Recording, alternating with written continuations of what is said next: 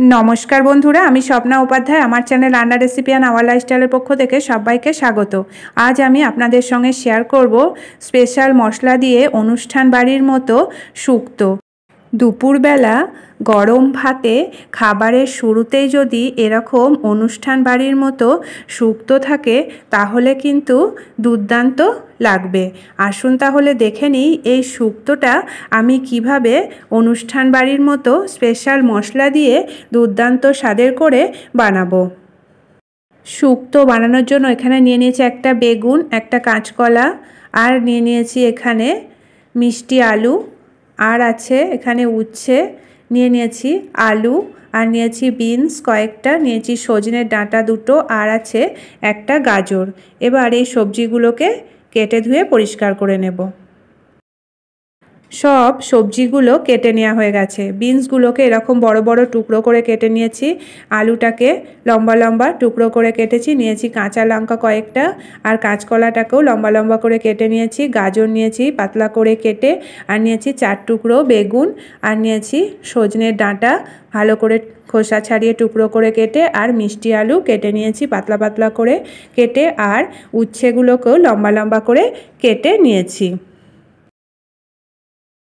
এখানে একটা কড়াই বসিয়ে দিয়েছি, কড়াইয়ে দিয়ে দিলাম কিছুটা পরিমাণ রিফাইন্ড অয়েল। এবার এটাকে হাই হিটে গরম করে নেব।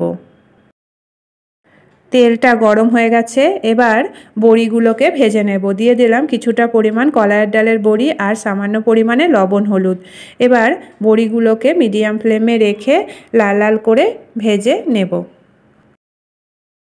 বড়িগুলোকে ভেজে নেওয়া হয়ে গেছে, এবার একটা জায়গায় তুলে রেখে দিলাম। ওই বাকি তেলেই এবার উচ্ছেগুলোকে লাল লাল করে ভেজে নিতে হবে। দিয়ে দিলাম সামান্য পরিমাণে লবণ আর হলুদ, দিয়ে ভালো করে মিশিয়ে এটাকে ভেজে নেব। উচ্ছেটাকে লাল লাল করে ভেজে নেওয়া হয়ে গেছে, উচ্ছেটাকেও এবার তুলে রেখে দেব। এবার ভেজে নেব 4 টুকরো বেগুন। শুক্তোয় কিন্তু বেশি বেগুন দিলে খেতে ভালো লাগে না, তাই আমি 4 টুকরো বেগুন দিয়েছি আর অল্প করে লবণ আর হলুদ মাখিয়ে নিয়েছি। বেগুনগুলো লাল লাল করে ভেজে নেওয়া হয়ে গেছে, বেগুনগুলোকে তুলে নেব। এবার ওই তেলেই কাঁচকলার টুকরোগুলোকে দিয়ে লবণ আর অল্প পরিমাণে হলুদ দিয়ে ভালো করে ভেজে নেব। লবণ হলুদ দিয়ে কাঁচকলা না ভাজলে কাঁচকলা কিন্তু ভালো লাগে না। কাঁচকলাগুলো ভেজে নেওয়া হয়ে গেছে, এগুলোকেও নামিয়ে রেখে দেব। এর মধ্যে দিয়ে দিলাম সর্ষের তেল কিছুটা পরিমাণ। এবার ফোড়নের জন্য দিয়ে দিচ্ছি শুকনো লঙ্কা দুটো আর দিয়ে দিচ্ছি দুটো তেজপাতা, দিয়ে দেব রাঁধুনি কিছুটা পরিমাণ আর দিয়ে দিচ্ছি এর মধ্যে সামান্য পরিমাণে 5 ফোড়ন। দিয়ে এটাকে 1 মিনিট মতো মিডিয়াম ফ্লেমে রেখে ফ্রাই করে নিতে হবে। সবজিগুলো এবার ফোড়নের সাথে ভেজে নেব। ফোড়নটা ভেজে নেওয়া হয়ে গেছে, সবজিগুলো দিয়ে দিলাম। বাকি সবজি যে কাটা ছিল সেগুলো দিয়ে দিলাম, কাঁচা লঙ্কা, বিনস, গাজর, আলু আর সজনের ডাঁটা, মিষ্টি আলু। সামান্য লবণ দিয়ে হালকা করে ভেজে নিতে হবে।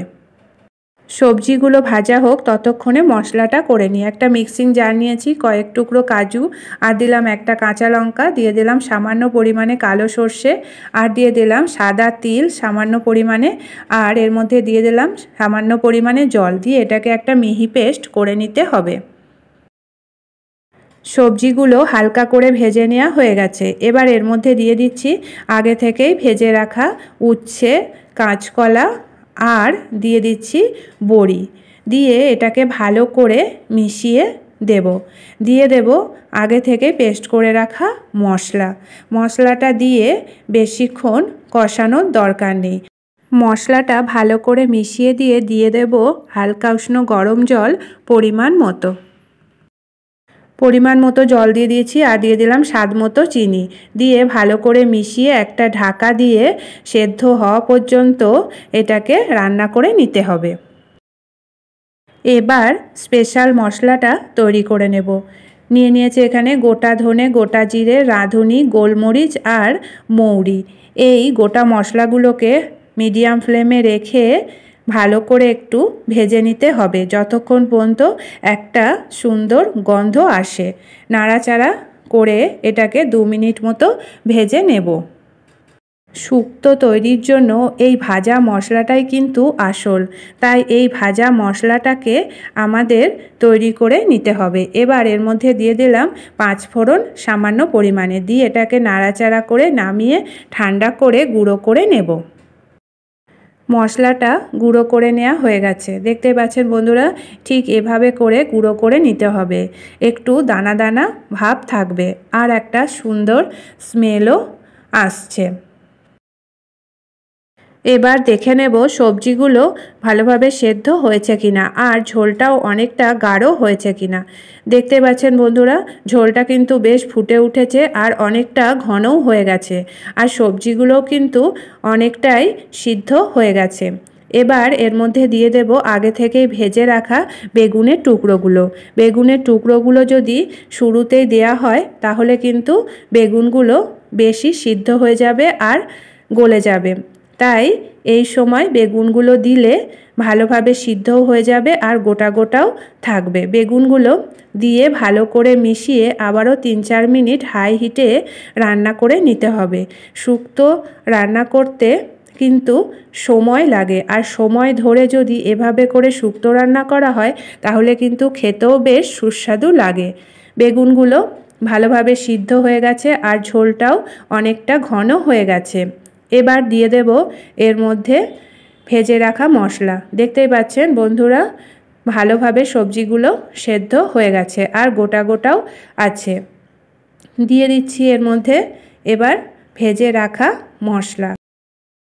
এই ভাজা মশলাটা শুক্তোতে দিলে তবেই কিন্তু শুক্তোটা একদম অনুষ্ঠান বাড়ির মতো খেতে লাগবে আর একটা সুন্দর গন্ধও আসবে। তাতে করে শুক্তোটা খেতে এতটাই সুস্বাদু হবে যে একবার খেলে বারবার খেতেও ইচ্ছা করবে। দিয়ে দিলাম ভেজে রাখা মশলা 2 চামচ আর দিয়ে দিলাম 1 চামচ ঘি। ঘিটা দিয়ে ভালো করে মিশিয়ে এটাকে 1 মিনিট মতো রান্না করে নিলেই তৈরি হয়ে যাবে দুর্দান্ত স্বাদের রেসিপি, আমাদের সকলের প্রিয় শুক্তো। তৈরি হয়ে গেল অনুষ্ঠান বাড়ির মতো দুর্দান্ত স্বাদের রেসিপি শুক্তো। আর এরকম ঝোলঝোল অবস্থাতেই শুক্তোটা নামিয়ে দিতে হবে, পরে কাঁচকলা, বড়ি এবং বাকি সবজিগুলো ঝোলটা অনেকটা টেনে নেবে। এবার এটাকে নামিয়ে নেব। তৈরি হয়ে গেল স্পেশাল মশলা দিয়ে অনুষ্ঠান বাড়ির মতো শুক্তো। আর এরকম শুক্তো যদি দুপুরবেলা গরম ভাতে খাওয়ার শুরুতেই পাওয়া যায় তাহলে কিন্তু খাওয়াটা জমে যাবে। আপনারা চাইলে আমার মতো করে এই রেসিপিটা একবার বাড়িতে বানিয়ে দেখতে পারেন। আশা করি সকলের খুবই ভালো লাগবে আর একবার খেলে বারবার খেতেও ইচ্ছা করবে। ভালো লাগলে লাইক, শেয়ার, কমেন্ট করবেন আর আমার চ্যানেলকে এখনও যারা সাবস্ক্রাইব করেনি প্লিজ সাবস্ক্রাইব করে নেবেন। আজকের মতো এটুকুই, আবার দেখা হবে আগামী নতুন পর্বে। ভালো থাকবেন, সুস্থ থাকবেন, ধন্যবাদ।